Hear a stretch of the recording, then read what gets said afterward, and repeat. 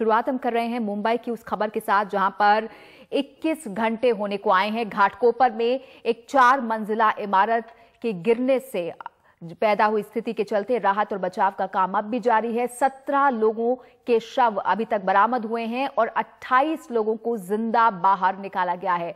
कल सुबह 10 से 11 बजे के बीच में ये इमारत भरभरा कर नीचे आ गई।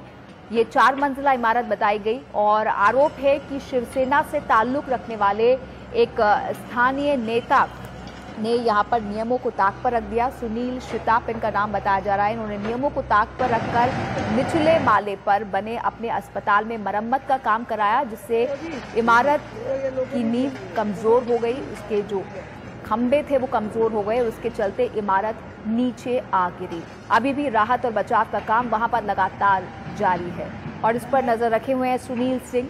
सुनील, लगभग 21-22 घंटे अब यहाँ होने को आए हैं। 17 लोगों के मारे जाने की खबर है। अभी कितने लोग हो सकते हैं जो कि लापता हैं, जो कि दबे हो सकते हैं मलबे के अंदर?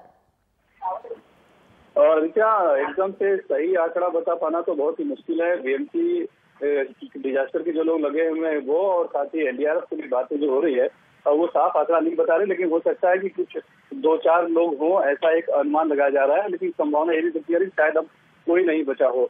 लेकिन चूंकि मलबा जब तक पूरी तरह से नहीं हट जाता है तब तक उनका कहना है कि हम कुछ भी नहीं कह सकते। तो लगातार अभी भी मलबा हटाने का काम जारी है।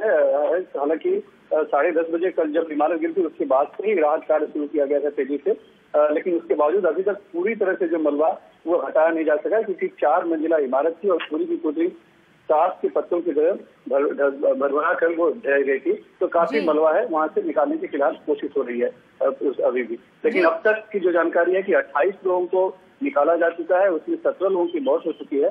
9 लोग जो है वो अभी जख्मी है, जिनका अस्पताल में इलाज चल रहा है और साथ ही 3 दमकल कर्मी भी जख्मी हुए हैं इस बचाव कार्य के दौरान, उन्हें भी अस्पताल में एडमिट किया गया है। सुनील, यहाँ पर जो मुख्य आरोपी बताए जा रहे हैं सुनील शिताप, उनके खिलाफ एफआईआर दर्ज हुई है। उनकी भूमिका पर अभी तक क्या सामने आया है?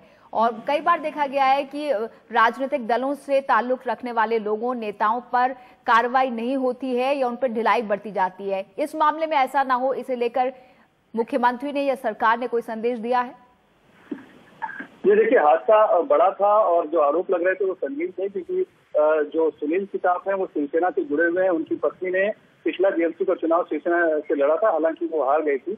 उनका नर्सिंग होम इसी बिल्डिंग के तल मंजिल पर था। जो आरोप लगाया जा रहा है वो ये है कि नर्सिंग होम को बंद करके उसे गेस्ट हाउस में परिवर्तन करने के लिए मरम्मत काम चल रहा था और उस मरम्मत के दौरान अंदर जो पिलर थे बिल्डिंग के, उन पिलर के साथ भी छेड़छाड़ की गई थी, उनके साथ तोड़फोड़ की गई थी। और ये सोसाइटी वालों के लिए उसके लिए कोई एलओसी तक नहीं ली गई थी। और साफ तौर पर उन्होंने बीएमसी में भी और बिल्डिंग वालों को भी आवाज दबाने के लिए उन्होंने अपने राजनीतिक दबदबे का इस्तेमाल किया था।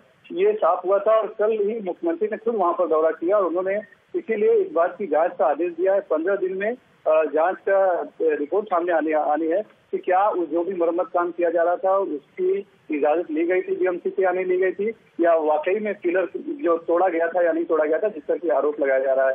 लेकिन इस दौरान मुंबई पुलिस ने एफआईआर दर्ज करके सुनील शिताप को गिरफ्तार कर लिया है। उनके खिलाफ गैर व्यासन हत्या का मामला दर्ज किया गया है और साथ ही लोगों की जान खतरे में डालने जिससे उनकी मौत हो सकती है और लोग जख्मी हो सकते हैं गंभीर रूप से। इस तरह की 4 धाराएं लगाई गई है। उन्हें गिरफ्तार कर लिया गया है। आज बिक्रोली कोर्ट में सुनील शिताप को पेश किया जाएगा, जहां उनकी रिमांड ली जाएगी।